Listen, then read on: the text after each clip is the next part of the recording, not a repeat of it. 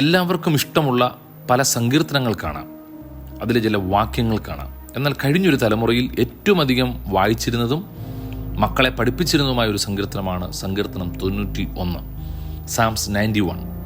അത്യുന്നതൻ്റെ മറവിൽ വസിക്കുകയും സർവശക്തൻ്റെ നിഴലിൽ പാർക്കുകയും ചെയ്യുന്നവൻ എന്ന് ആരംഭിക്കുന്ന ആ വേദഭാഗം അവസാനിക്കുന്നത് ദീർഘായുസ്സ് കൊണ്ട് ഞാൻ അവന് തൃപ്തി വരുത്തും, എൻ്റെ രക്ഷയെ അവന് കാണിച്ചു കൊടുക്കുമെന്ന്. നിരവധി അനുഗ്രഹങ്ങളും നന്മകളും വാഗ്ദത്തങ്ങളും അടങ്ങിയ ഒരു സങ്കീർത്തനമാണ് 91-ാം സങ്കീർത്തനം. പല സമയങ്ങളിലും നാം അതിൻ്റെ വാക്യങ്ങൾ എടുത്തു വായിക്കാറുണ്ട്.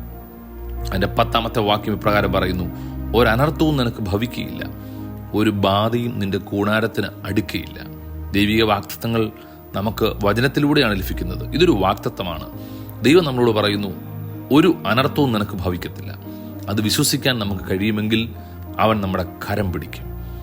11-ാമത്തെ വാക്യമാണ്: എല്ലാ വഴികളിലും കാക്കേണ്ടതിന് ദൂതന്മാരോട് അവൻ കൽപ്പിക്കും. അതായത് നമ്മെക്കുറിച്ച് ദൂതന്മാരെ പറഞ്ഞേൽപ്പിക്കുന്നൊരു ദൈവമുണ്ട്. അത്രയ്ക്ക് ദൈവം നമ്മളെ കെയർ ചെയ്യുന്നുണ്ട്.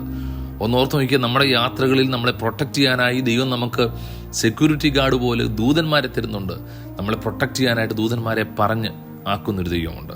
ദൈവം നമ്മുടെ കരം പിടിക്കും. ദൈവം നമ്മുടെ കരം പിടിച്ചിരുന്നാൽ അതിൻ്റെ അടുത്ത വാക്യങ്ങളിൽ പറയുന്നു, കാല് കല്ലിൽ തട്ടിപ്പോകത്തില്ല. കർത്താവ് നമ്മളെ കൈകളിൽ വഹിക്കും.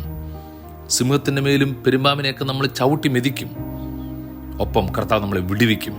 അതിൻ്റെ 14-ാം വാക്യത്തിൽ പറയുന്നു, അവൻ നമ്മളെ ഉയർത്തും. നമ്മുടെ പ്രാർത്ഥനയ്ക്ക് ഉത്തരം അരുളുന്നൊരു ദൈവമുണ്ടെന്ന് അതിൻ്റെ 15-ാമത്തെ വാക്യത്തിൽ പറയുക. ദൈവജനത്തിനുള്ള ഏറ്റവും പ്രധാനപ്പെട്ട വാഗ്ദത്തം ഇതാണ്: ദീർഘായുസ്സ് കൊണ്ട് അവൻ നമുക്ക് തൃപ്തി വരുത്തുകയും അവൻ്റെ രക്ഷയിലേക്ക് നമ്മളെ പ്രവേശിപ്പിക്കുകയും ചെയ്യും.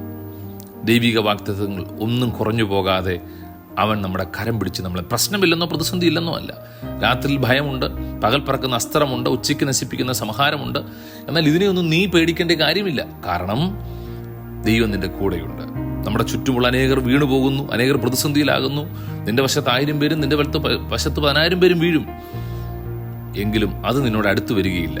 കാരണം ദൈവം നമ്മുടെ കൂടെ ഉള്ളതുകൊണ്ട്, നാം ദൈവത്തിൻ്റെ ചിറകടിയിലായതുകൊണ്ട്, നാം ദൈവത്തിൽ ആശ്രയിക്കുന്നത് കൊണ്ട്, ദൈവം നമ്മുടെ സങ്കേതമായിരിക്കുന്നത് കൊണ്ട്. ഇന്ന് പകൽക്കാലം ദൈവമക്കളെ, നമുക്കൊരു ധൈര്യം ഉണ്ടാകട്ടെ. ദൈവം നമ്മുടെ കരം പിടിക്കുന്നുണ്ട്. എൻ്റെ എല്ലാ വഴികളിലും എന്നെ കാക്കേണ്ടതിന്. നിങ്ങളത് എടുത്തു പറയണം. എന്നെ മാത്രമല്ല, എൻ്റെ കുഞ്ഞുങ്ങളെ കാക്കേണ്ടതിന്, എൻ്റെ മാതാപിതാക്കളെ കാക്കേണ്ടതിന്, എൻ്റെ സഹോദരങ്ങളെ കാക്കേണ്ടതിന് ദൈവം നോക്കിക്കൊണ്ടിരിക്കുക. അവൻ നമ്മുടെ കരം പിടിച്ചുകൊണ്ടിരിക്കുക. അവൻ നമ്മൾക്ക് ദൂതന്മാരെ പറഞ്ഞ് അപ്പോയിന്റ് ചെയ്തിരിക്കുക. ആ ദൈവിക സംരക്ഷണം അനുദിനം അനുഭവിക്കുമ്പോഴാണ് യഥാർത്ഥത്തിൽ നമുക്ക് സന്തോഷത്തോടെ മുന്നോട്ട് പോകാൻ കഴിയുന്നത്. ആ ഉറപ്പിൽ നാം വിശ്വസിക്കുമ്പോഴാണ് ഭയം ഇല്ലാതെ നമുക്ക് ജീവിക്കാൻ കഴിയുന്നത്. പ്രശ്നങ്ങളെ കണ്ട്, ആകുലതകളെ കണ്ട് പേടിച്ചു പോകണ്ട. അന്നേരവും പറയണം, അവൻ എന്നോട് കൂടെയുണ്ട്, അവൻ എന്നോട് പറ്റിയിരിക്കുകയാണ്. കർത്താവിൻ്റെ കൂടെയുണ്ട്. അതുകൊണ്ട് എനിക്ക് പ്രശ്നങ്ങളും ആകുലതകളും പ്രതിസന്ധിയും വരുമ്പോൾ കരം കർത്താവ് പിടിക്കും. ഈ വാക്യം നിങ്ങൾ വീണ്ടും വായിച്ചു നോക്കണം. 1, 2, 3, 4 പ്രാവശ്യം ഇത് വായിക്കണം. ഇത് നിങ്ങൾക്ക് കൂടുതൽ ധൈര്യം നൽകും. ഇത് നിങ്ങളുടെ വിശ്വാസത്തെ കൂടുതൽ ഉറപ്പിക്കും. ഈ വചനം വീണ്ടും വീണ്ടും വായിച്ചിട്ട് പറയണം, ഈ വാഗ്ദത്തം എല്ലാം എനിക്കുള്ളതാ. ഇന്ന് പകൽക്കാലം ഇതിലുള്ള വാഗ്ദത്തങ്ങൾ നിങ്ങളൊന്ന് മുറുകെ പിടിച്ചിട്ട് പറ, ഞാൻ ഭയപ്പെടത്തില്ല, ക്ഷീണിച്ചു പോകത്തില്ല, വാർദ്ധക്യമാണെന്നും പറഞ്ഞ് നിരാശപ്പെടത്തില്ല. കാരണം എനിക്ക് ആയുസ്സും ആരോഗ്യം തരുന്ന എൻ്റെ ആയുസ്സിൻ്റെ ഉടയവൻ കർത്താവുണ്ട്. ആ കർത്താവിൻ്റെ കരം പിടിക്കുന്നു. കർത്താവെ, ഞങ്ങളുടെ പ്രിയ മാതാവ്, പ്രിയ സഹോദരനെ, പ്രിയ സഹോദരിയെ ഞങ്ങൾ അനുഗ്രഹിക്കുന്നു.